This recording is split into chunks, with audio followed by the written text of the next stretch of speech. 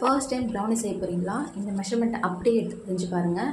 Result பக்காவாக வரும். எந்த டவுட்டும் வேணாம். இதில் கரெக்டான மெஷர்மெண்ட் போட்டிங்கன்னா கரெக்டான ரிசல்ட் கிடைக்கும்.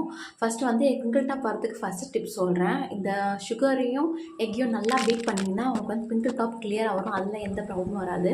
செகண்ட் டிப் பார்த்தீங்கன்னா மைதா கொக்கோ பவுடர் ஆட் பண்ணி நம்ம மிக்ஸ் பண்ணும்போது பேட்டரில் ரொம்ப ஸ்லோவாக மிக்ஸ் பண்ணணும். ஸ்லோவாக மிக்ஸ் பண்ணும்போது கன்சிஸ்டன்சி கொஞ்சம் கம்மி. இது டைட்டாக இருந்துச்சுன்னா லைட்டாக வாட்டர் ஆட் பண்ணிக்கோங்க.